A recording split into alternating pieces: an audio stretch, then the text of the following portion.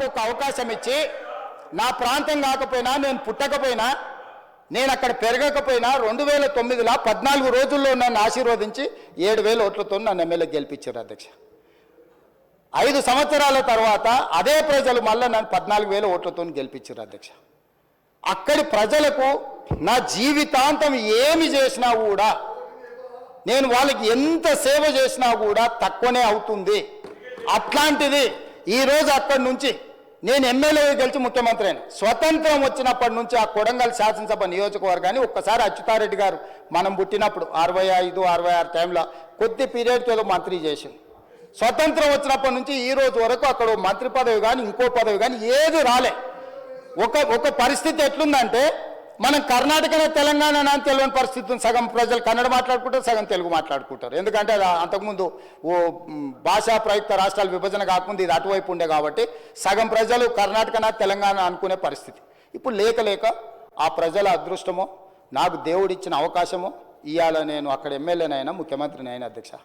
నేను అక్కడ వేలాది మంది నిరుద్యోగ యువతులు ఉన్నారు, ఎక్కువ చదువుకున్న వాళ్ళు లేరు. కొన్ని పరిశ్రమలు తెచ్చి ఆ పరిశ్రమల ద్వారా వాళ్ళకు ఉద్యోగ ఉపాధి అవకాశాలు కల్పించాలని ప్రయత్నం చేసిన. 10 ఏళ్ళు ప్రభుత్వాన్ని నడిపిన వాళ్ళు ఫార్మాసిటా, ఇండస్ట్రియల్ పార్కా పక్కకొద్దాం, ఎయిర్పోర్ట్కు కూతవేటు దూరంలో అత్యంత విలువైన భూములు 5 కోట్లు 10 కోట్లకు ఎకరం ఉండే భూములు 15,000 ఎకరాలు వీళ్ళు సేకరించి ఫార్మా పెడతామని, ఫార్మా సిటీ పెడతామన్నది వీళ్ళు కాదు అధ్యక్ష. హైదరాబాదు నగరం పక్కన ఎయిర్పోర్ట్కి కూతవేటు దూరంలో అత్యంత విలువైన భూములలో వీళ్ళు ఫార్మా కంపెనీలకు కోట్ల రూపాయల భూములను లావాదేవీలు చేసుకొని అగ్గొక్క ఇచ్చి ఇక్కడ వీళ్ళు ఫార్మా పెట్టొచ్చంట. నేను చాలా భూమి విలువ తక్కువ ఉండి, నిరుద్యోగ సమస్య శాశ్వతంగా ఉండి, వాళ్ళ జీవితాలలో ఇంకా మంచి రోజులు రానే రావా, దేవుడు అనేవాడు ఉన్నాడా లేడా అని దేవుడినే నిందించుకునే అట్లాంటి పరిస్థితుల్లో తాగునీరు లేదు, సాగునీరు లేదు, పరిశ్రమలు లేవు, విద్యా అవకాశాలు లేవు, ఏవి లేవు నా ప్రాంతానికి.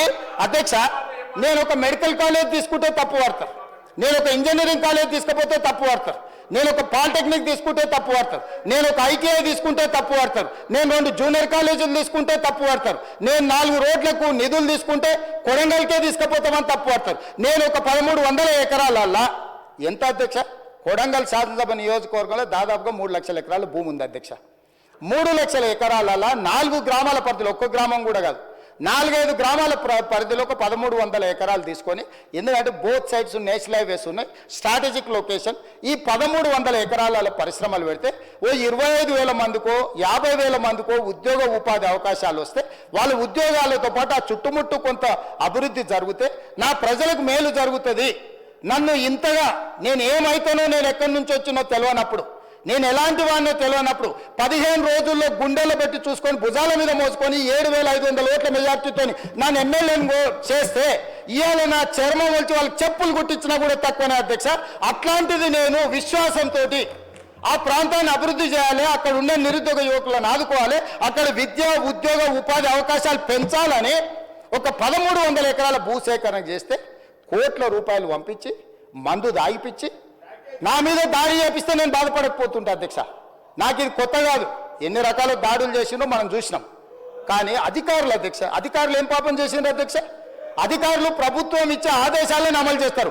10 ఏళ్ళు నడిపినోడు ఎవడన్నా తన ప్రభుత్వంలో తనకు 10 ఏళ్ళు తను ఇంత ఎదగడానికి, ప్రభుత్వానికి పేరు రావడానికి పనిచేసిన రెవెన్యూ అధికారులను, మున్సిపల్ అధికారులను, ఐటీ అండ్ ఇండస్ట్రీస్ ఆమాత్ముడే ఎలుగబెట్టిండు. అధికారులు పోతే రాళ్లతో రప్పలతో దాడులు చేపించి చంపే ప్రయత్నం చేస్తే వీళ్ళను ఏం చేయాలి అధ్యక్ష? నువ్వు చెప్పు. ఈయన కూర్చునే అర్హత ఉందా? నేను సూటిగా అడుగుతున్నా. కొడంగల్లో పరిశ్రమ పెట్టొద్దా? కొడంగల్ నిరుద్యోగ యువకులకు ఉద్యోగాలు ఇవ్వద్దా? కొడంగల్ ప్రాంతాన్ని అభివృద్ధి చేయొద్దా? కొడంగల్కు మత్తల్ నారాయణపేట కొడంగల్ ఎత్తిపోతల ద్వారా మీరు 10 ఏళ్ళు చుక్క నీళ్లు ఇవ్వకపోతే నేను 1,00,000 ఎకరాలకు నీళ్లు తీసుకెళ్లాల్సిన బాధ్యత నాకు లేదా? నా పిల్లలు మెడిసిన్ చదవద్దా? మా పిల్లలు ఇంజనీరింగ్ పాలిటెక్నిక్ చదవద్దా? దొరలు మీరే చదువుకుంటారా? పేదల పిల్లలు చదవద్దా? 95% ఎస్సీ ఎస్టీ బీసీ మైనారిటీలు ఉన్న నియోజకవర్గం నాది అధ్యక్ష. నా ప్రజలకు నేను చేయకపోతే నాకెందుకు అధ్యక్ష కుర్చీ? వీళ్ళు అడ్డం వస్తే తొక్కుకుంటూ పోయేలా చేస్తాను. అందుకే చెప్పిన అధ్యక్ష, నేను ఎందుకు చెప్పినా, నా ప్రాంత అభివృద్ధికి అడ్డం పడితే నా ప్రజలకు నేను నాకు అవకాశం వచ్చినప్పుడు చేయడానికి అడ్డుపడతారా? ఇవాళ మూసీ అభివృద్ధి చేస్తామంటే వాళ్ళు చేసిన ప్రతిపాదన. మూసీ రివర్ డెవలప్మెంట్ కార్పొరేషన్ ఎవరు అధ్యక్ష పెట్టింది? ఈ గత వహించిన ఆయన కదా పెట్టింది. దానికి పార్టీ ఫిరాయించిన ఓ ఎమ్మెల్యేను చైర్మన్ చేయలేదా? ఆయన కూడా మీకు దోస్తే కదా అధ్యక్ష, ఆయన కూడా మీ దోస్తే కదా అధ్యక్ష. ఆయనను చైర్మన్ చేయలేదా మూసీ రివర్ డెవలప్మెంట్ కార్పొరేషన్కి? ఇవాళ మూసీ వేస్తా అంటే వద్దన్నాడు, మెట్రో పొడిగిస్తామంటే వద్దన్నాడు, ఫ్యూచర్ సిటీ కడతామంటే వద్దన్నాడు, రీజనల్ రింగ్ రోడ్ వేస్తామంటే వద్దన్నాడు, రేడియల్ రోడ్ చేస్తే వద్దన్నాడు, రైతు రుణమాఫీ చేస్తామంటే వద్దన్నాడు, పిల్లల ఫీజు రియంబర్స్మెంట్ చేస్తామంటే వద్దంటున్నాడు, ఏంది పిల్లలకు కాస్మెటిక్ ఛార్జెస్ పెంచితే వద్దంటున్నాడు, కొడంగల్లో పరిశ్రమ వేస్తా అంటే వద్దంటున్నాడు. ఇక అన్నీ వద్దన్నాక అధ్యక్ష ఈ తెలంగాణ రాష్ట్రాన్ని అభివృద్ధి పదం వైపు నడిపించాలంటాడు. ఎట్లా సాధ్యం అధ్యక్ష? ఎట్లా సాధ్యం మీరు చెప్పండి అధ్యక్ష? పరిశ్రమలు పెట్టొద్దంటివి, భూసేకరణ చేయొద్దంటివి, రోడ్లు వేయొద్దంటివి, రైళ్లు తీసుకురావద్దంటివి, రీజనల్ రింగ్ రోడ్డు కట్టొద్దంటివి, రేడియల్ రోడ్ చేయొద్దంటివి, సాగునీటి ప్రాజెక్టులు కట్టొద్దంటివి, దొంగలకు సద్దులు మోయబట్టివి. దొంగలకు సద్దులు మోసే ఉద్దేశము ఇవాళ మీరు ఇట్లా తయారైతే తెలంగాణ రాష్ట్రం ఎట్లా అభివృద్ధి పదం వైపు నడుస్తుంది అధ్యక్ష? మీరు చెప్పండి. ఏం చేయాలి అధ్యక్ష? నేను ఇన్ని రకాలుగా తెలంగాణను అడ్డుకునేటోళ్ళని ఏం చేయాలనో సభలుండే సభ్యులేగా తెలంగాణ సమాజం కూడా నాకు సూచన చేయాలి అధ్యక్ష. నేను నల్లమల్ల అడవుల నుంచి వచ్చిన అధ్యక్ష, క్రూర మృగాల మధ్యలో పెరుక్కుంటూ వచ్చిన, తొక్కుకుంటూ వచ్చిన అధ్యక్ష. ఇక్కడికి ఉత్తగా రాలే, ఇక్కడ ఉన్నని తొక్కుతే అక్కడ వేయలేని అట్లా తొక్కి ఇక్కడికి వచ్చిన అధ్యక్ష. ఉత్తగా రాలే, అయ్య పేరు మీదనో మామ పేరు మీదనో ఎవరి పేరు మీదనో చెప్పుకొని ఇక్కడికి రాలే అధ్యక్ష. స్వశక్తి మీద కష్టపడి వాళ్ళకు ఒకటే సభ చూసారు అధ్యక్ష.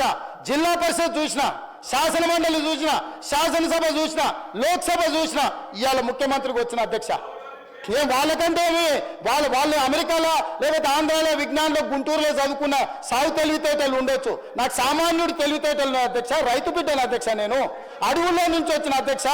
పులులు ఉంటాయి అధ్యక్ష నేను ఉన్న దగ్గర, పులుల నుంచి, సింహాల నుంచి, మృగాల నుంచి ఎట్లా బయటపడాలో నాకు తెలుసా అధ్యక్ష. అల్లా తప్పగా రాలే ఆషామాషిగా మాట్లాడితే.